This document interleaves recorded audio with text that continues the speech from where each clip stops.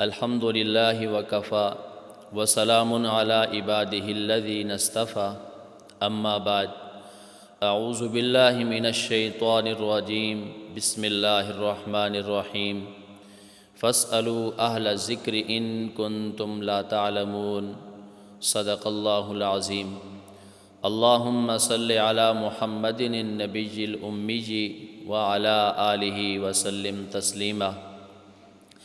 مرکز اہل سنت والجماعت سرگودہ زیر سرپرستی متکلم اسلام حضرت مولانا محمد الیاس گھمن حافظہ اللہ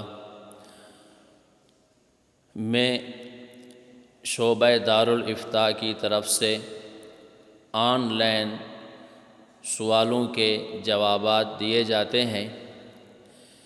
آپ ہمارا ای میل ایڈریس نوٹ فرما لیں: markaz.edu87@gmail.com۔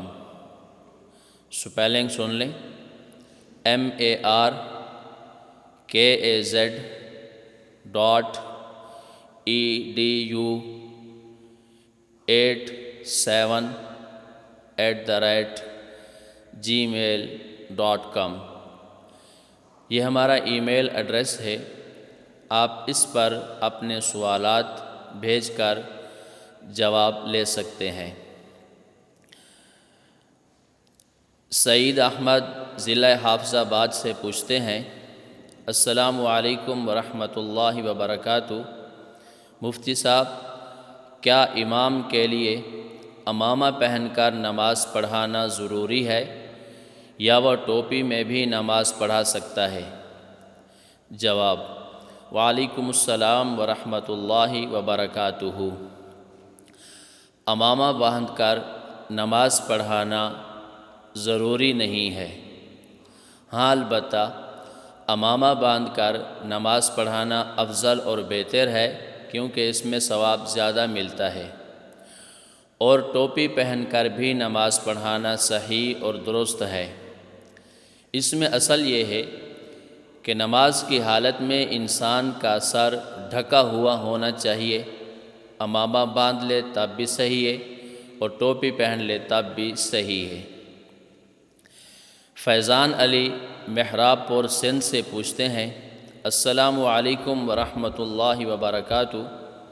مفتی صاحب، فرض نماز کے بعد سنتوں میں کتنی تاخیر کرنے کی گنجائش ہے؟ جواب: وعلیکم السلام ورحمۃ اللہ وبرکاتہ۔ فرض نماز کے بعد مختصر دعا اور تسبیحات پڑھنے کی گنجائش ہے۔ اس کے فوراً بعد سنتیں ادا کر لی جائیں۔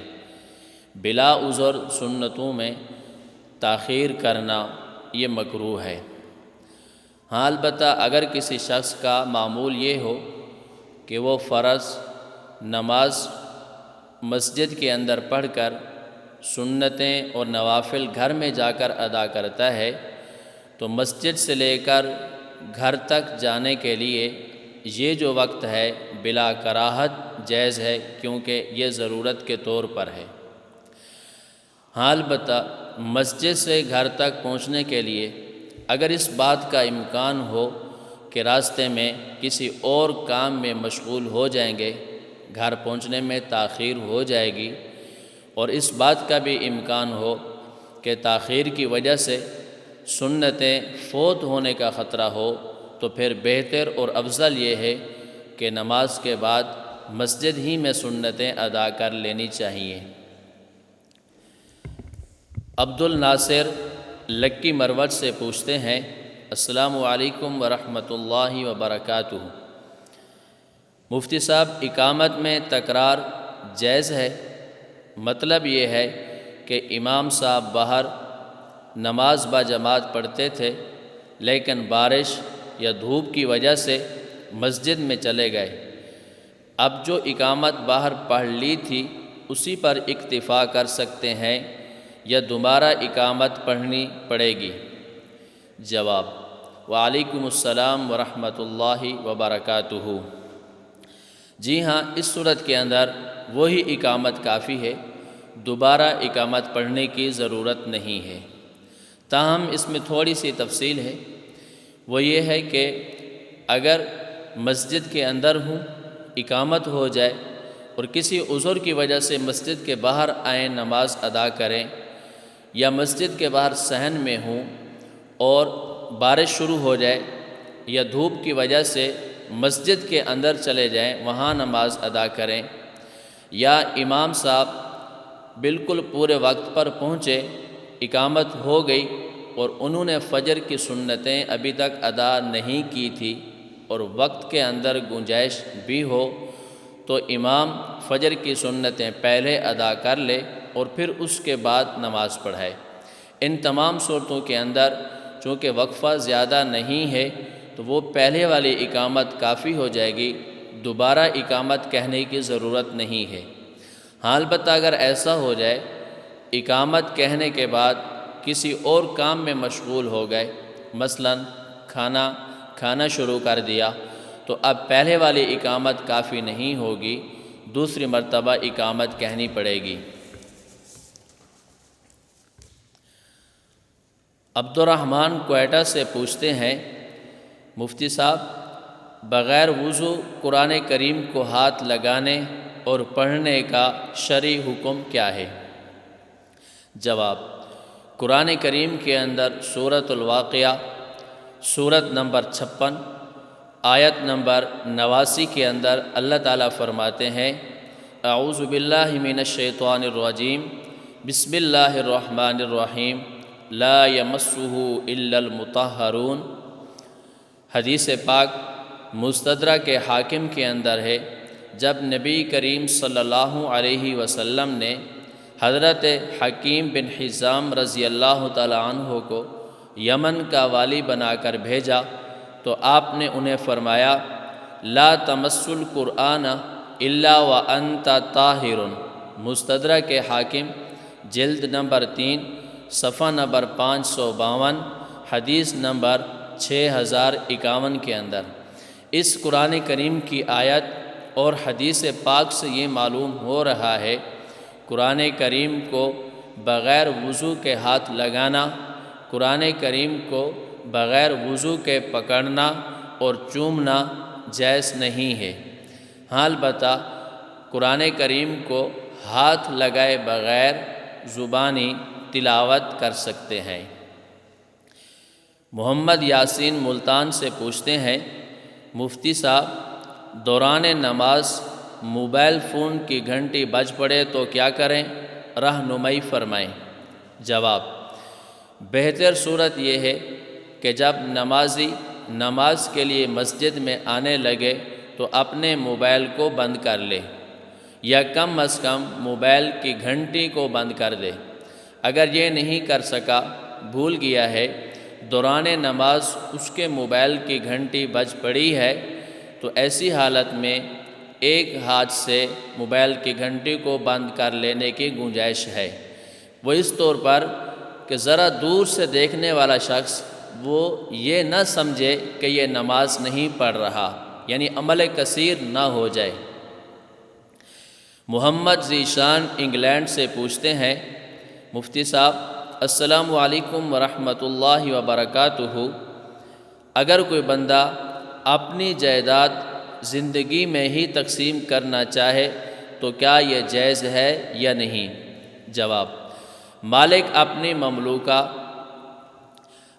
اپنی مملوکہ جائیداد کو زندگی کے اندر اگر تقسیم کرنا چاہے تو تقسیم کر سکتا ہے۔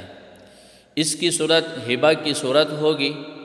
ہبہ کے اندر وہ اپنے ورثاء کے اندر بیٹے ہیں، بیٹیاں ہیں، یا کسی کو بھی جائیداد تقسیم کرنا چاہتا ہے تو کر سکتا ہے، لیکن اس کی جو حیثیت ہے وہ وراثت کی نہیں ہوگی بلکہ ہبہ کی ہوگی، اور ہبہ کے اندر چونکہ مالک بنانا شرط ہے تو یہ اپنے ورثاء کو جو مال ہبہ کرے تو اس کو مالک بھی بنا لے۔ اب چونکہ یہ ہبہ ہے، وراثت نہیں ہے، تو اس کے اندر جو اللہ تعالیٰ نے ورثاء کے شرعی حصے مقرر فرمائے ہیں ان کا لحاظ رکھنا بھی ضروری نہیں ہے، لیکن اگر کوئی بندہ ان شرعی حصوں کے مطابق اپنی اولاد کو ہبتاً مال تقسیم کرتا ہے تو یہ بھی درست ہے، اور اگر وہ یہ کرتا ہے کہ بیٹوں اور بیٹیوں کو برابر برابر حصے دیتا ہے تو پھر بھی کوئی حرج کی بات نہیں ہے، تو اس کو وراثت نہیں کہا جائے گا، یہ ہبہ کے حکم میں ہوں گے۔ وہ اپنی زندگی میں اس کو تقسیم کرنا چاہے تو تقسیم کر سکتا ہے۔ محمد اسماعیل کراچی سے پوچھتے ہیں، السلام علیکم ورحمۃ اللہ وبرکاتہ، مفتی صاحب مروجہ جرابوں پر مسح کرنے سے وضو ہو جاتا ہے یا نہیں ہو جاتا؟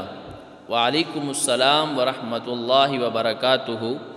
جواب یہ ہے، مروجہ جراب اونی ہو یا سوتی ہو، اس پر مسح کرنے سے وضو نہیں ہوگا۔ جب وضو نہیں ہوگا تو ایسی حالت میں پڑھی ہوئی نماز بھی نہیں ہوگی۔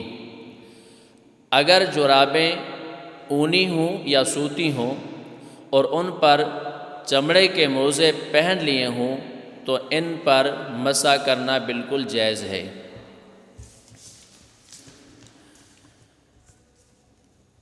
ربیہ دبئی سے پوچھتی ہیں، السلام علیکم ورحمۃ اللہ وبرکاتہ، مفتی صاحب کیا جنابت کی حالت میں بچے کو دودھ پلانا جائز ہے یا نہیں؟ وعلیکم السلام ورحمۃ اللہ وبرکاتہ۔ جنابت کی حالت میں ماں بچے کو دودھ پلا سکتی ہے، کوئی قباحت کی بات نہیں ہے۔ محمد اسامہ سرگودا سے پوچھتے ہیں، وضو کرنے والے کو سلام کرنا جائز ہے یا نہیں؟ جواب، وضو کرنے والے شخص کو سلام کر سکتے ہیں اور وہ جواب بھی دے سکتا ہے۔ ہاں البتہ وضو کرنے والا اگر کسی دعا میں وضو کی دعا پڑھنے میں مشغول ہو تو اب اسے سلام نہیں کرنا چاہیے اور اسے جواب بھی نہیں دینا چاہیے، وہ اپنی دعا پوری کر لے۔ محمد ثاقب آزاد کشمیر سے پوچھتے ہیں، نماز کی حالت میں ٹخنے کھلے رکھنے کا حکم ہے، جرابیں پہننے سے تو ٹخنے چھپ جاتے ہیں، رہنمائی فرما دیں۔ جواب، مرد کے لیے ٹخنے کھلے رکھنا واجب اور ضروری ہے، خواہ نماز کی حالت ہو یا عام حالت ہو، دونوں حالتوں کے اندر مرد کے لیے ٹخنے کھلے رکھنا واجب اور ضروری ہے۔ اگر کوئی بندہ ٹخنوں کو چھپا لیتا ہے تو یہ حرام ہے۔ اب ٹخنے چھپانے حرام کب ہیں؟ اس کے لیے دو شرطیں ہیں، نمبر 1 نازلاً، نمبر 2 قائماً۔ نازلاً کا مطلب یہ ہے کہ وہ کپڑا جو اوپر سے نیچے کی طرف پہنا جاتا ہے، جیسے شلوار، پائجامہ اور پینٹ، یہ کپڑے نازلاً ہیں، اوپر سے نیچے کی جانب ہوتے ہیں، ان کپڑوں کا ٹخنوں سے اوپر ہونا ضروری اور واجب ہے۔ اگر ان کپڑوں سے ٹخنے مرد کے چھپ جائیں گے تو یہ حرام ہوگا۔ نمبر 2 قائماً ہو، انسان کھڑا ہوا ہو، کھڑے ہونے کی حالت میں اس کے ٹخنوں کا ظاہر ہونا یہ ضروری ہے۔ اگر کوئی مرد بیٹھ گیا یا لیٹا ہوا ہے، ایسی حالت میں شلوار، پائجامہ یا پینٹ اس کے ٹخنوں کو ڈھانپ لیتی ہے تو یہ گناہ نہیں ہوگا۔ تو لہٰذا جرابیں نیچے سے اوپر کی جانب آ رہی ہیں، اگر اس سے ٹخنے چھپ جائیں تو یہ حرام بھی نہیں اور اس سے گناہ بھی نہیں ہوگا۔ ایسی حالت میں جرابوں کی وجہ سے ٹخنوں کو ظاہر کرنا بھی ضروری نہیں۔ جرابوں کے ساتھ ساتھ اگر کسی بندے نے موزے پہنے ہیں، چمڑے کے ہیں، اور وہ ٹخنوں کو چھپا لیتے ہیں، یا بوٹ پہن لیتا ہے اس سے ٹخنے چھپ جاتے ہیں تو یہ بھی گناہ کے زمرے میں نہیں آئیں گے۔ وآخر دعوانا ان الحمد للہ رب العالمین۔